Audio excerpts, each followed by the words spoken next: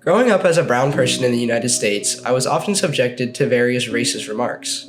Sometimes while I was playing sports, or sometimes from other students at school, or even the teachers themselves. On a road trip, if my family ever stopped in a small town to get gas or food, we would be glared at like we were aliens coming from another planet. Sometimes there would be comments about my name, sometimes mocking an accent they presumed my family would have, but most of the time, it was Islamophobia. For context, I am not Muslim, nor is anyone in my family. My dad is ethnically Indian, but was born in Africa and grew up in England. My mom is white and grew up in Hawaii, and neither one of them is religious in any sense of the word. It always bothered me how much Islamophobia I faced, not only because of how disarming it is, but because of how it paralyzes you and makes you feel like the smallest person in the world, and also just because of how ignorant it felt to me. Racism itself is inherently ignorant, but not even getting the correct name or ethnicity of the person you were being hateful to astounded me. Like, at least get the right type of racism, right? You know what I mean? But more than anything, it made me realize that racism, Islamophobia, and hate in general must be confronted by all, and hate against one person should be taken as hate against humanity itself.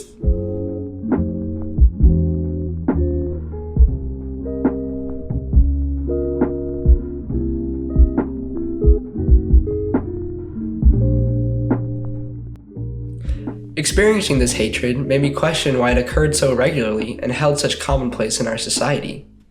I began to consume media in a more critical way to try and understand where this hatred came from. Yet, every time I tried to watch a movie or TV show with Muslims or Arabs in it, I realized they were always portrayed negatively.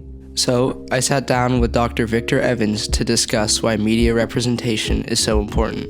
And so, it really makes a huge difference when that's all you see on TV of someone who identifies in the same group or, that you do, and they're being portrayed in a negative way. Then it makes you feel that something is wrong with you, because if that's all you see from everything that's in the media and it's all negative, then you can't help but think then there must be something wrong with me too. Mm-hmm. And so I think that even on the news, there was more coverage of attacks perpetrated by Muslims, even though there have been more than double the amount of white Christian nationalist attacks since 2001. But these people weren't labeled as terrorists.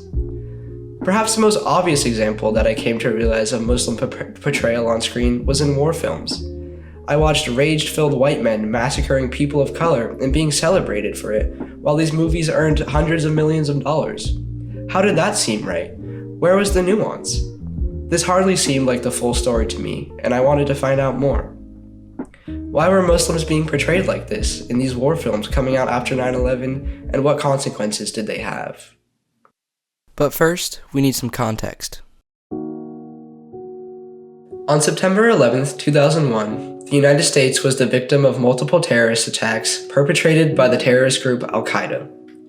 These events were horrific and were condemned by nations around the world, including North Korea, Iran, and Afghanistan, all countries the US historically had strained relationships with. However, just 2 years later, in 2003, President Bush launched a full-scale invasion of Iraq with unfounded claims that they had aided Al-Qaeda and their leader Osama bin Laden. At this hour, American and coalition forces are in the early stages of military operations to disarm Iraq, to free its people, and to defend the world from grave danger. This invasion would cause another scourge of violence and instability in the region that would persist to this day. And during the same time period, the Bush administration also began a registry of people from Muslim-born countries, which led to the detention of thousands without due process.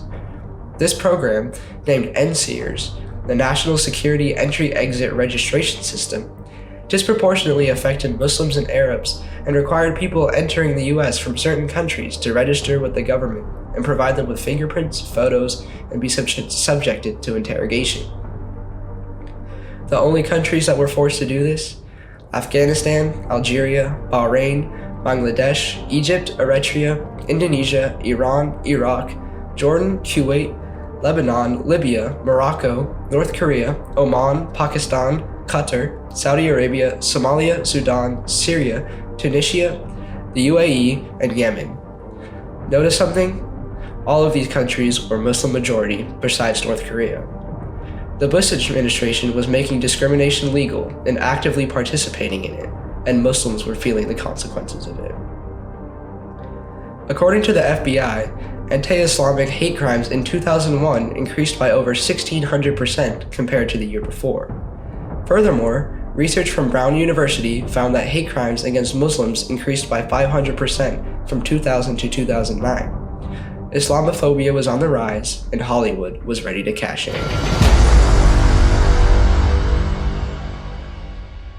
I grew up in a time when Aladdin was the movie, the cultural dominant movie that Disney put out, and was clearly racist to say. That was Maitha Al-Hassan, a journalist and producer who studies Muslim representation in the media, and is also a writer on the critically acclaimed show Rami.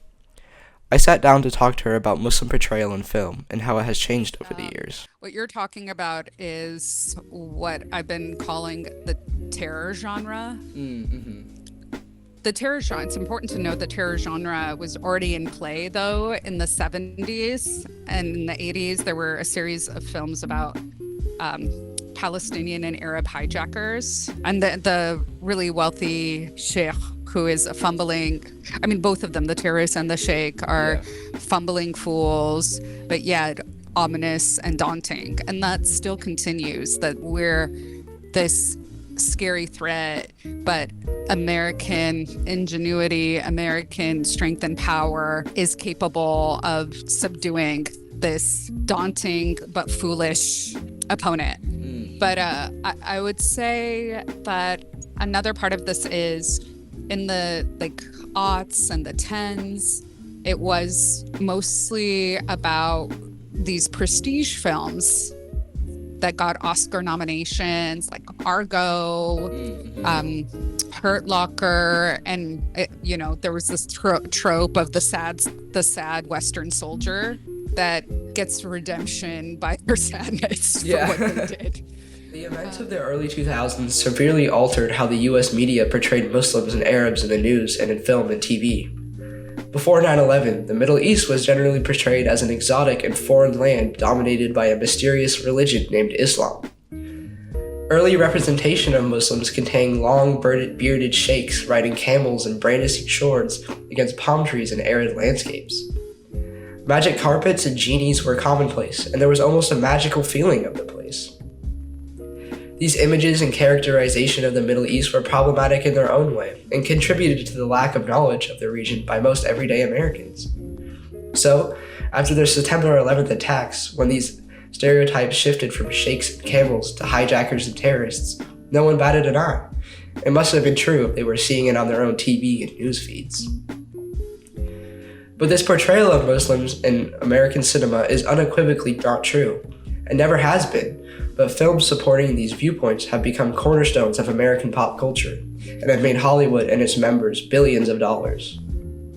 Whilst researching this topic, 3 movies stood out to me, both for their success and also the dangerous stereotypes that they perpetuate: American Sniper, Argo, and Guy Ritchie's The Covenant.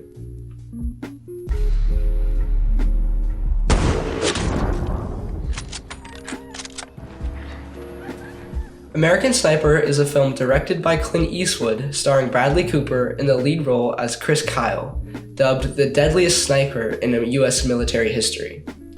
The film focuses on Kyle and the life he has both at home and whilst deployed in Iraq.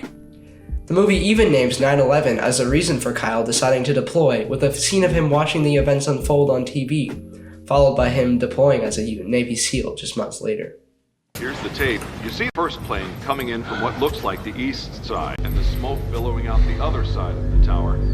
It's hard for me to tell exactly which is the north side and which is the south side, but it's coming out of the north side there. I believe that's the first one. The south tower collapsing. Looks like one of those implosions of buildings that you see. There is nothing controlled about this. This is devastation. Throughout the film, the us versus them trope is seen over and over again. Every Iraqi in the movie is seen as a terrorist and therefore deserving of a bullet from Kyle's gun. Mothers holding their children, young boys playing in the street, and the antagonist Mustafa, an opposition sniper terrorizing Kyle and his team, are all lumped together as evil terrorists set against the patriotism of the United States. if you look at American Sniper, for example, we know who he is. He's a fully rounded character. He has complicated emotions. He has, everything. But then the people he's killing, we don't know, Yeah. It's completely one dimension, and it's like they're brown bodies. They're brown bodies, and they're best being dead brown bodies, and that's how we know them. So That was filmmaker and Seattle University professor Rhonda Ali speaking about the movie American Sniper, but the same ideas could be applied to the movie Argo as well. Released in 2012, Argo is a movie directed by and starring Ben Affleck about the 1979 Iran hostage crisis, in which 6 U.S. diplomats escaped to the Canadian ambassador's residence after the U.S. embassy is stormed. The movie follows CIA agent Tony Mendez, played by Affleck, as he devises a dangerous plan to rescue the diplomats by posing as a Canadian film crew scouting locations for a fake sci-fi movie titled Argo. While the film is celebrated for its tension and clever storytelling, its portrayal of Muslims, specifically Iranians, reflect many of the same post-9/11 Hollywood tropes seen in other war and political thrillers. Iranians are largely depicted as an angry, irrational mob, shouting, protesting, and threatening violence. The film's setting creates a sense of constant danger, framing Iran as a chaotic, hostile environment where Americans are surrounded by an unknowable and volatile other. Individual Iranian characters rarely have depth or complexity. They are seen mainly as faceless antagonists or obstacles to the American mission. Even moments meant to humanize them are overshadowed by the film's overwhelming sense of fear and paranoia. It's a colonial tradition of you're always afraid of the other. You're always afraid of what you don't know and what you want to control, and